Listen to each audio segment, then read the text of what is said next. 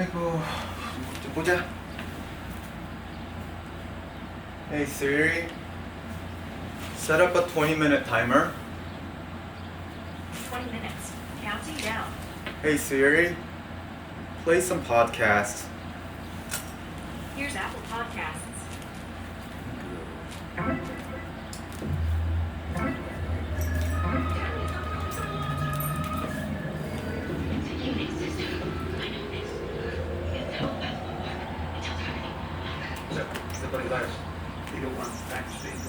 Well, folks, whether you were hashtag resistance or MAGA, he's arrived. I, Joseph Brown, Bible Jr. do solemnly swear that I will faithfully execute the office of President of the United States. Office of President of the United States. The 46th President of the United States, Joe Biden. Also, what's he going to do about Russian hackers, big tech, disinformation, Facebook, NSA, and the CIA? All that and more on this week's episode with Motherboard EIC, Jason Kepler, and I, Ben Matthews. This is Cyber. All right, so Jason, back on again, second week in a row, but you know, it's been a particularly political couple weeks, even for the cyber row.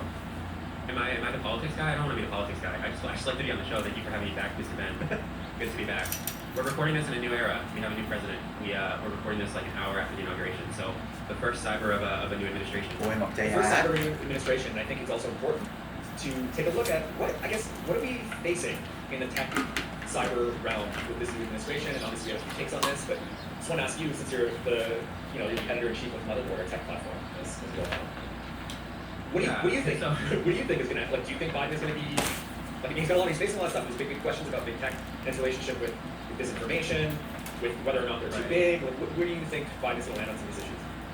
So I guess just very briefly, I mean, I was not editor-in-chief of Motherboard 4 years ago when Trump was inaugurated, but I was a staff writer here, and I think I took over like early in his administration. And I think going into the Trump administration, we were worried about a handful of different things. We were worried primarily about climate change and the fact that Trump would wipe a lot of the federal government's websites of different databases that track the world, as well as all the scientific information that Trump the government normally collects, and that is what happened. So there were like all of these archivists who were obligated to protect and archive all of this data, and sort of like the second that Trump took charge, you saw the websites like NOAA and the White House and NASA suddenly start to lose like all this satellite information. 4 years later, I think that barely came up at all, and for good reason. It's like we have, I mean, climate change is probably the biggest existential threat to our planet. It is the biggest existential threat to our planet and our species that there is, but we know going into the Biden administration that it's going to be a more normal presidency. And by that I mean, the second that he was inaugurated, the WhiteHouse.gov website updated, and it's a very normal website. It lists like policy positions, it lists climate change as an existential threat.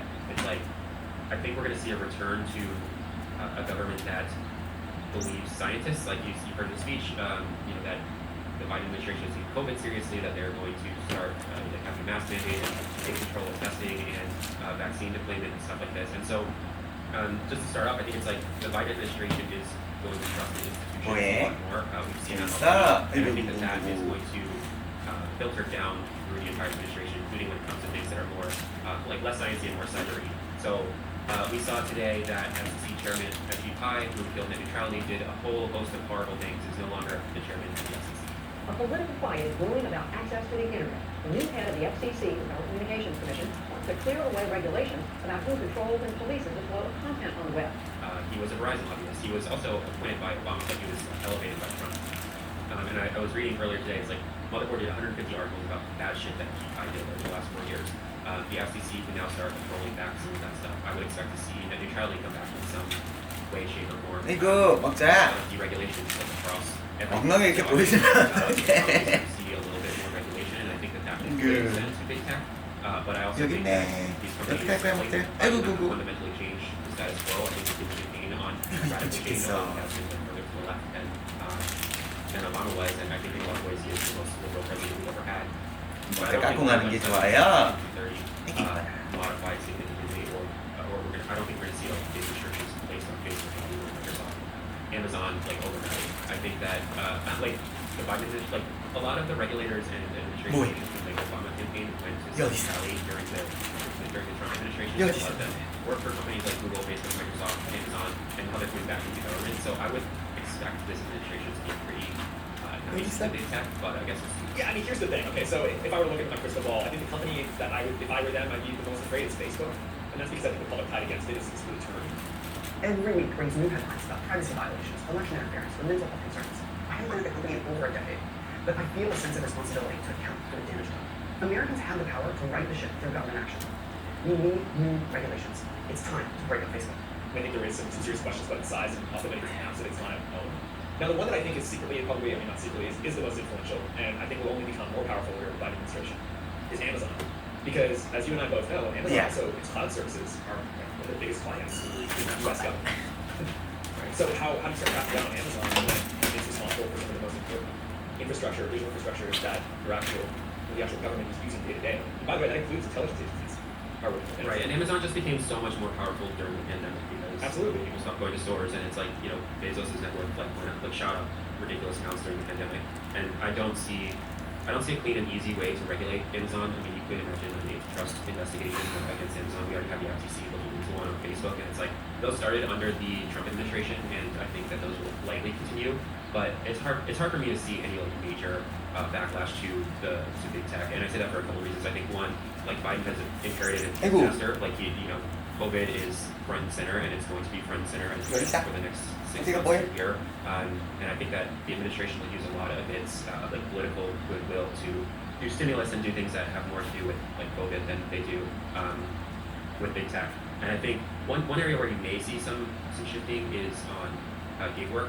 Biden campaigned and mentioned that he wanted to make Uber drivers and gig workers employees, which is sort of the position of motherboard that we've taken for a long time. But I think that it's going to be difficult. I don't know if it's going to be difficult for him, but I just don't know that promise is real.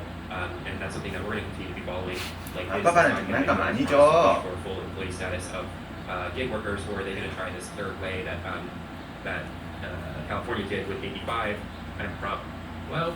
Sorry, everyone, Prop 12 or 13. 오케이, 어떻게 할 거야? I don't know which one it was, but basically the one that Uber and Lyft and DoorDash put 오케이, 어떻게 할 forward 거야? that basically made a third category of employees where they 지겹구나. sort of get 나가. healthcare benefits, but at the same time their pay is lowered, and it's just like not a good situation. So I think the labor stuff is going to be really interesting to look at. The climate stuff is obviously 언제 또 그쪽 가서 먹자야? science-focused people on our team, and then the big tech regulation is going to be 그러니까. I think something that you've been more across is like what is going to happen with the actual infrastructure of the federal government. We just had this big solar wind tax, so Yes. 아이고. what is Biden going to do about that? I think we'll probably see sanctions of Russia, maybe, but I don't know how much 애기 이뻐라. go there. And at the same time, in the stimulus bill for COVID relief, I believe there's money supposed to be built with federal government's infrastructure, and I'm just not sure like what can be done at this point and what sort of timeline that'll happen on. But what's your take there? Well, I think it's going to take a backseat for COVID because any of these massive plans are going to cost billions of dollars. So let's just look at this. 먹자 어디 숨었지? 안 보이네. Making the vaccine program how long more rapid it is already. 아이고. Hundreds and hundreds of millions. 아이고 하나도 못 봤어 아빠가. So I think when it comes to government infrastructure, that's going to take a backseat. 아이고 우리 먹게 잡았어. If it comes out of any budget, it'll come out of the DOD budget, and that DOD budget is going to go straight to the Pentagon infrastructure. So I think like. Well, sorry to cut you off. It's like the COVID relief bill that we proposed has $9 billion in it for what they call technology modernization within the federal government, the federal IT infrastructure. So it's like that is part of what he wants to pass from the get-go. It's just a matter of like actually implementing that. Like when will it happen? How will that happen? Is that enough? But like when will that happen? How will that happen? When you have to also pay for all this other stuff, right?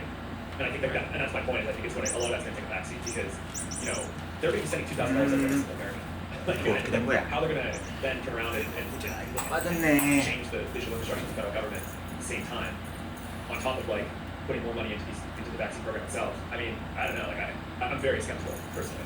Right. I think the pandemic has also exposed just how outdated a lot of this infrastructure Oh, is in a oh, way oh. that even like solar wind tax obviously like terrible and sort of showed a huge weakness for the federal government. But then you had like unemployment websites crashing all the time. Like you have all these states who are completely unemployed without any sort of like vaccine. 애기 우리 먹게 점프도 잘해요. That works that's coherent. So it's like I think the datedness of the U.S. government like tech infrastructure is very obvious over the last few months. Oh, it's 애기 잡았어. tremendously obvious. I think like this is something that's a problem with a lot of governments. But I guess like where 어디가? and when can this happen and when is it going to be? 아이고 멀리서 점프해요. 아이고 놓쳤어 박자를. 아이고 그거. And you know as well as the government that's 이거 going 신나. after several things you should go around. I think the big one is going to be focused on the relief. And I don't know if government infrastructure is going to fall into that right away. Right. Because I think just the money's not there. Right. I think the other thing I wanted to talk about with you, and this is more up your alley as well, but it's like, Biden is hiring, obviously, like new heads of the CIA, new heads of head of director of intelligence, et cetera. And this morning, President-elect Joe Biden announced his plan to nominate William J. Burns, a former career diplomat, to run the CIA. Is it too early to talk about that sort of stuff, or is it just the fact that like Biden is not going to be at war with the intelligence apparatus and thus probably the government will function more smoothly because he's not going to be giving press conferences where he talks about the DOJ and the FBI like undermining him? So this is something I've been looking into for the last little while. One thing I got from my own sources is that people in intelligence were not very happy with in the last 4 years. I think that's pretty clear. But I think going forward, it depends on, I remember being told by one source in signals intelligence, this is probably 5 years now. They said that if you want to know what we're doing, you should look at what the president says in his initial mandate. So if the first bullet points are about North Korea and Iran, you can guess that whatever we do, we're pointing at that. So be interested to see what he says as his top priority or his top national security priorities are. I mean, if he says it's domestic extremism, that'd be interesting. But I think one of the bigger things for Biden, and it's something we know, is that he is the vice president of Obama, and we know that he's someone who favors light footprint in foreign. 아이고! So he's not someone that's gonna, or at least he's unlikely to start a large-scale war. He is someone who's 어디 있어? covert way. So I think when you look at that, 에이구, 거기 있어. CIA and NSA 에이구, are going to be, I think, pretty active under Biden because look at something like Stuxnet that's happening under the Obama administration. It's taking out a nuclear power plant in Iran using malware. And I think the fact that cybercom has been 어떻게 점프하는 게 어설퍼 보입니까? I think you can start seeing some of that stuff being 에이구, more so 에이구. than under Trump. That 에이구. that this administration really should. 괜히 민망하니까 아빠 발을 물고. Who's the State Department head. And Blinken is really well known for being pro-intervention. He's someone who likes intervention. He headed up to Libya. He was a big proponent of the operation in Libya that ultimately helped unseat Muammar Gaddafi and set off what was a still raging civil war mechanism. So that means that all the cyber entities that we talk about pretty regularly on the show, I think they're going to be pretty active. I think they're going to be possibly more active than they were under Trump. Because Trump wasn't, he wasn't an interventionist in that way. So I think, it's going to be interesting few weeks. Also, right before he left office, Trump reinstated or hired the NSA's general counsel, and it's something worth his reputation. And that's already been about it. I think ultimately the person who's going to get moved is you can't necessarily fire someone or break into the public service that you can say in the private sector. So there's going to be some little battles in the national security world that Biden's not there. That's what it's also the new CIA head is someone who's got a lot of State Department experience, which means he's going to be working in lockstep with Blinken, I think, and 어디 있어? that spells more 거기 있어. more interventionism in a quiet way. Again, like Biden comes from the drone 이게 더 좋아? administration, the robot killers. So I think Yeah, I mean, it'll be interesting to see what happens with the drone situation as well. It's like Trump, we never talked about drone strikes and Trump, but Trump is right. Oh yeah, big time. Big time. And it'll be interesting to see if Biden picks up where Obama left off. Well, hackers are going to keep hacking both government and otherwise, so we'll be here during the Biden administration. And sorry that we couldn't 이게 더 좋아. these things, but I think it's just a signpost of what we're going to be paying attention to. I have the hop into covering more inauguration stuff, so check out Motherboard. If you're listening to this, and otherwise, we will be back next week. Sorry for the punctuated appearance then, but I must go. I must go now. I'm currently. Some Nazis as well. Yeah, I'm just steps away from Telegram. All right, bye.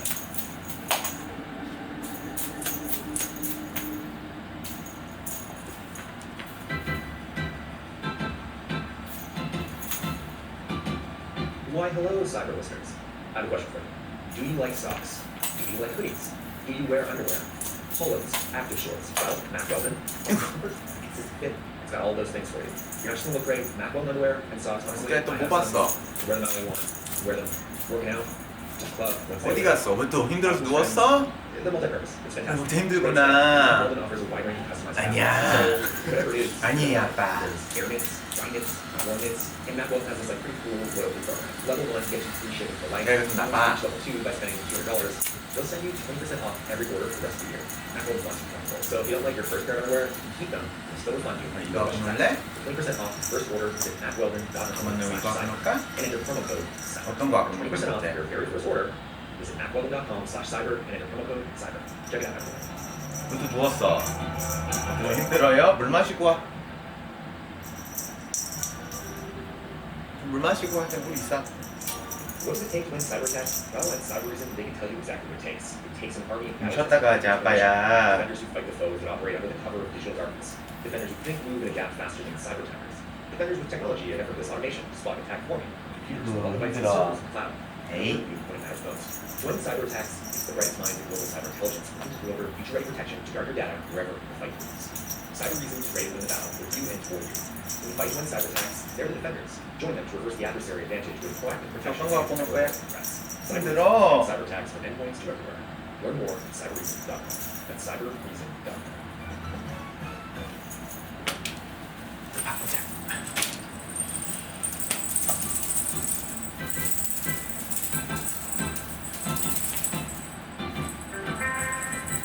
So Lorenzo, big news today.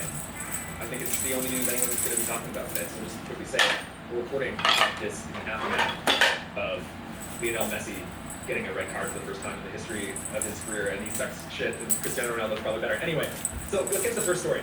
So this guy is, we mentioned really briefly on in the interview at the time, Jason, but Ajit Pai is pretty much one of the most hated figures, I think, in like cybersecurity circles, to be honest with you. Yeah, tech policy, really tech circle probably, not necessarily. Yeah, I actually don't know if I've ever heard anyone, and I've talked to Republicans in cybersecurity, who actually like this guy. I don't think anyone likes him. Yeah, it's been 4 years, for 4 years really kind of a folk anti-hero, like a folk villain really on the internet. Everyone seems to hate him. He didn't do anything to make himself more likable. You may remember him from his very dark photo drinking from a giant mug and he killed net neutrality. He's also hated because he was a Verizon lawyer and the FTC.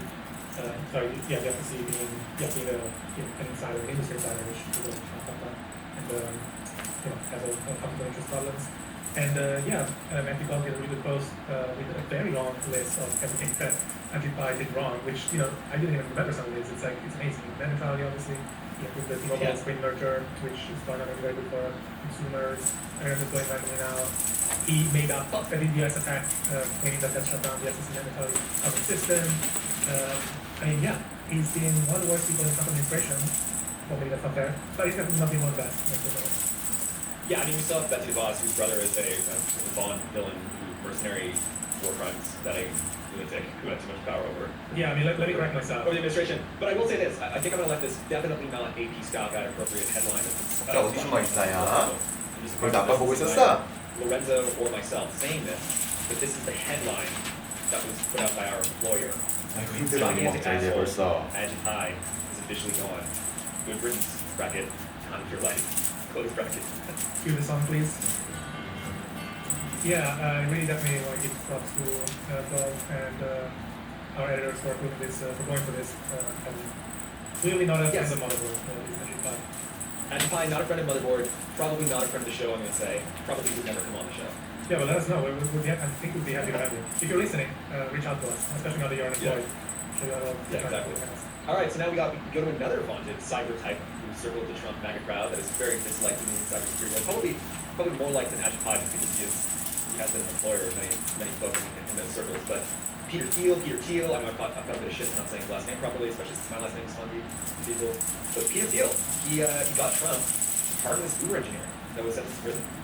Yeah, as many of our listeners would know, yesterday, well, really late last night, so like last minute, someone did do his homework.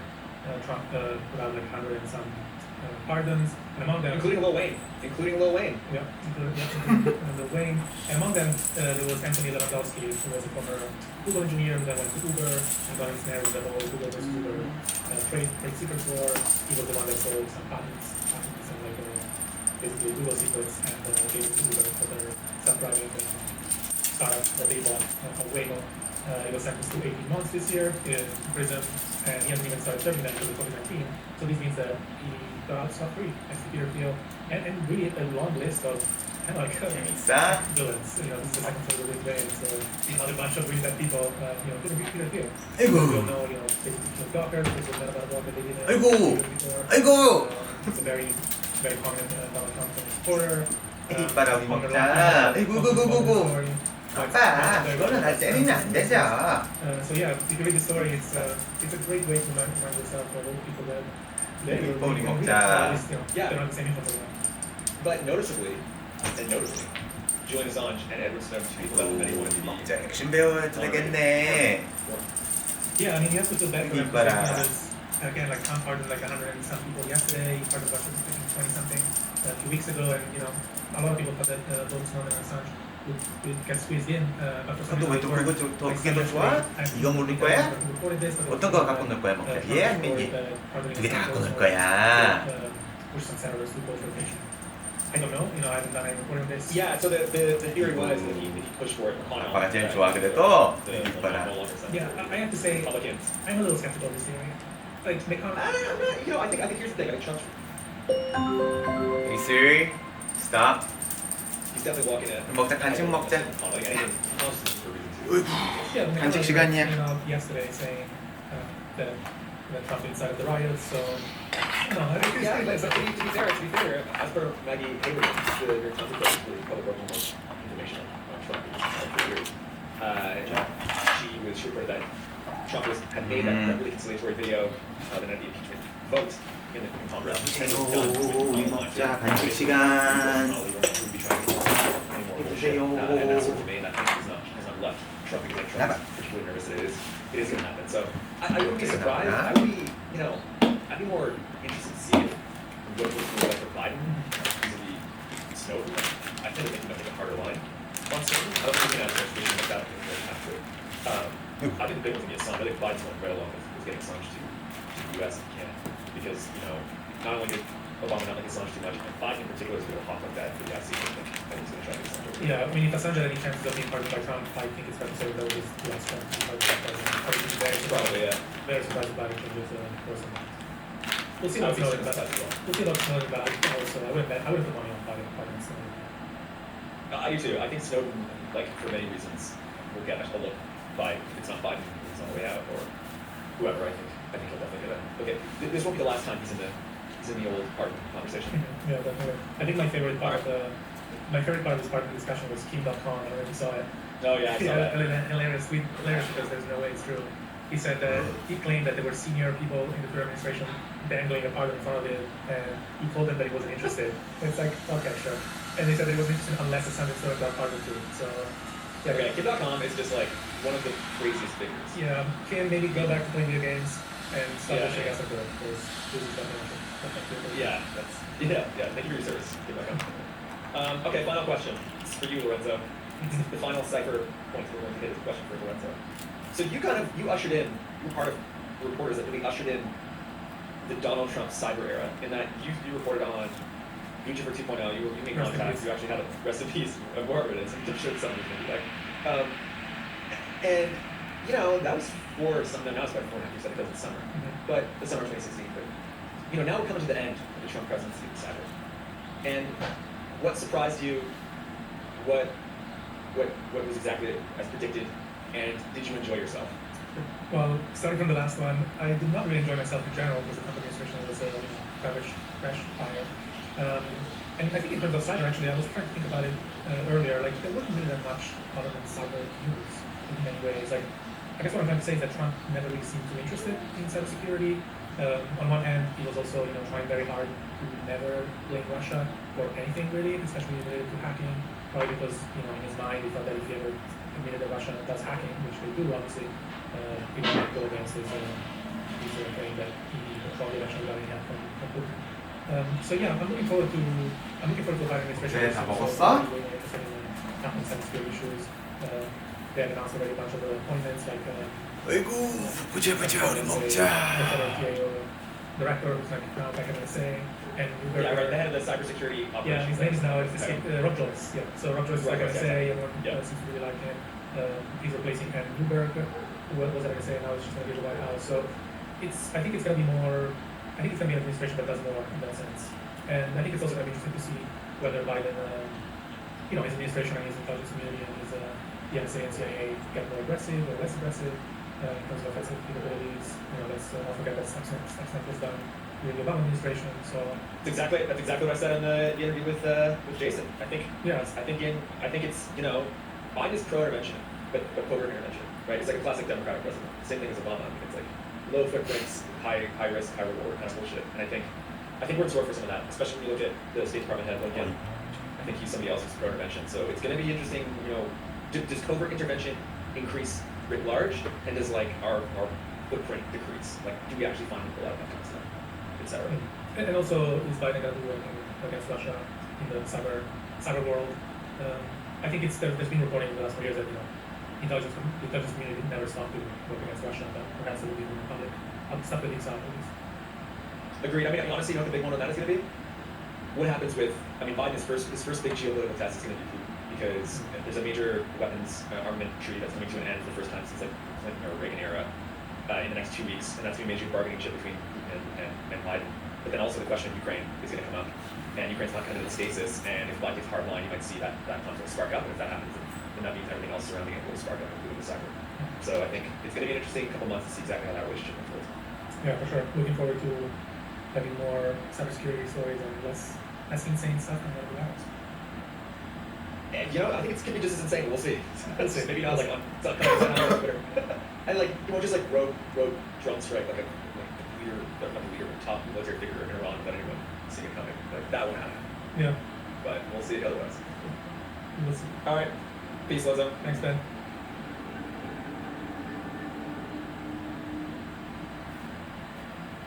잘 먹었어? Joe Biden said he would listen to scientists. Now, as president, his priority is clear. The issue he goes to bed every night focused on is getting the pandemic under control. What do his first executive orders tell us about how he plans to do that? I'm Steve Inskeep with Noel King, and this is Up First from NPR News. Many of President Biden's first 15 executive actions are about immigration. He ended the so-called Muslim ban. He ordered a halt to construction on the border wall. How will he manage an issue that has confounded previous presidents? In 35 states, coronavirus numbers are now falling. Researchers hope the U.S. has hit a peak in the pandemic. This is very good news. Very good news. Although some public health officials are skeptical, what concerns them? Stay with us. We'll give you the news you need to start your day. This message comes from NPR sponsor Capital One, offering Capital One Shopping, a downloadable browser extension that searches various sites for shoppers. What's in your wallet? More at CapitalOneShopping.com. In his inaugural address, President Biden called for an end to, quote, this uncivil war. We must set aside politics and finally face this pandemic as one nation. One nation. The new president was addressing a divided nation, and he acknowledged that many Americans may still disagree with what he does. That's democracy, he said in the address. But he asked those who did not support him to take a measure of his heart first. He then took immediate action to reverse some policies of President Trump's years. He signed 15 different executive actions and plans 10 more today. NPR White House correspondent Franco Ordonez is following this one. Hey, Franco. Hey, no. So 15 executive actions focus mainly on what? Well, you covered a lot of ground. You focused 젤 on 나봐. 이거 이렇게 더럽게 먹으면 crisis, 어떡해? climate change, racial equity, and the economy. These things included rejoining the Paris 먼저 Climate 먹어. Agreement, the World Health Organization. He also ended President Trump's travel ban, 먹자야. nation. He revoked the permit for Keystone Pipeline from Canada. Many of these immediate actions were aimed at rolling back what former President Trump had done.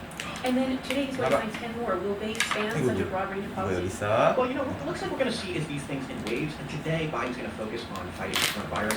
Press Secretary Jen Psaki, she made it very clear yesterday that it's the top priority for President Biden. Here's what she said during her first briefing this quarter. The issue that he wakes up every day focused on is getting the pandemic under control. The issue he goes to bed every night focused on is getting the pandemic under control. And last night, White House officials working on the COVID-19 response say that Biden plans to sign 10 orders and directives today to show he's taking charge. He wants to ensure 100 million vaccines happen in his first 100 days in office. Key part of that is directing agencies to use the Defense Production Act to boost shortfalls in vaccines, but also 어떻게 testing 먹어야 and 돼? supply. That includes things like N95 masks, gowns, and gloves. Biden will 어떻게 also 해야 돼? say that there needs to be more guidance for schools to reopen and more safety guidance for workplaces. And he'll 어때? direct FEMA to 어때? reimburse states for vaccines and 여기 testing 있어. supplies. 너 And just 어떻게 there, he will require masks on planes and buses and require travelers to show a negative COVID-19 test before flying to the United States. Okay, so he 여기 is 있어, dead 여기 focused 있어. on the pandemic, but there is a 아니, 말고 potential 여기 있어, distraction for Joe 먹자. Biden here. The 여기 House 있어. President Trump 먹자, during 이거 his 봐. last days in 여기 office, 있어. he will be trying in the 먹자. Senate. 아이고, The Senate 할 뻔했네. will be focused on former President Trump. How is Biden 아니, reacting to that? 거기 아니고 여기 있어, Given 먹자. the 먹자, 여기 있어, 이거. Yeah, Jen Psaki was asked about whether the impeachment hurts his message on unity. She didn't answer directly. On the one hand, she noted Biden's strong condemnation of the president's role 먹자. in citing the 먹자, violence. 이거 봐. But she also 먹자, stressed 이거 봐. what's most 먹자, 이거 봐. important Biden is 먹자. uniting the country. She said Biden's going to just allow Congress to decide the way forward on 먹자, an 이거. impeachment. 이거에 She 여기 said 있어, 여기. Senators could multitask, while the president is focused on the pandemic and the economic crisis. But look, 먹자, even Biden acknowledges the challenges are immense. He's asking Congress for nearly $2 trillion 여기 for 있어, 여기. COVID-19 relief. 여기 있어. Even though Democrats control 여기 both 있어, chambers, 먹자, he's 여기 going to 있어. need a lot of Republican support to 여기 get 있어. those things 이거 through. So how do you think he'll square his talk about unity with getting his agenda passed? 아이고, The 됐다. country and Congress are deeply divided on all these different issues. And then there's the immigration proposal he sent to the Hill, something that a lot of conservatives are expected to reject. It includes a path to citizenship for undocumented immigrants, something they see as amnesty. So he's going to have a lot of opportunity to test his skills for building the community we heard him talk about yesterday. And here's Franco Ordonez. Thanks, Franco. Thank you.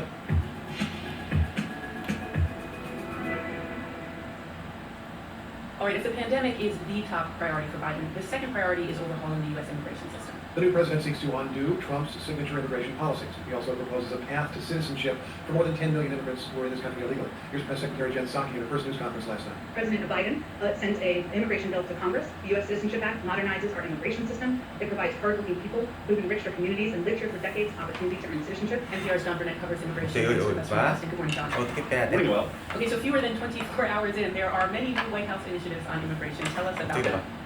It's mammoth, Noel. It amounts to a complete repudiation of Donald Trump's crackdown on immigration. As Franco just mentioned, Biden signed executive actions to throw out the so-called Muslim travel ban to temporarily halt construction of the border wall for the next 100 days to rein in ICE agents and stop certain deportations and to strengthen DACA. Remember, that's the Obama-era program that shields the dreamers from deportation. Those are unauthorized immigrants who were brought here as children, and many have now become essential workers. Trump tried to cancel DACA, but the Supreme Court kept the program alive. So there are the executive actions, and then there is the bill. How ambitious is the bill? Well, in the most dramatic step, Biden wants to create a roadmap to citizenship for more than 10 million unauthorized immigrants. This is the big immigration reform that advocates have been clamoring for decades. Biden's bill says an undocumented immigrant could become an American in 8 years, they pass background checks, pay their taxes, and complete a citizenship test. Also, Biden wants to allow more refugees into the U.S. who are fleeing war and natural disasters. Noting your use of the word decades, I wonder what kind of chance does this bill have of passing in Congress? Oh, it's going to be a tough sell when immigration talks in this super divided Congress. They're alarmed that Biden wants to dismantle all those tough border controls that Trump imposed, and there's not much here about border security, Noel. Biden wants his Homeland Security Department to expand surveillance technology as an alternative to that steel and concrete barrier. Here's Mark Krikorian of the Center for Immigration Studies that favors less immigration to the U.S. It's a radical departure from all previous amnesty plans, because it has no enforcement in it, you know? So I actually think realistically, there's no way the Senate could ever pass this. Okay, fair enough, but let's say they do. How would this affect the rights of immigrants? 여기 있어요. So it happened at the inauguration ceremony yesterday with a Guatemalan asylum seeker named Hilda Ramirez. She's taken refuge at a Presbyterian church in North Boston for all the Trump years, and she's afraid if she leaves the property, ICE agents will arrest and deport her. Her 14-year-old son, Ivan, has lived a third of his life there. Biden's bill would be potentially life-changing for him. Hilda could get a green card and a work permit, and Ivan could live like a normal teenager. Tengo esperanza que sí sea así, porque es un buen presidente siempre. She said she's full of hope. She's been praying that God send him a good U.S. president who will treat immigrants justly. And here's John Burnett in Austin. Thank you, John. You bet, Noel.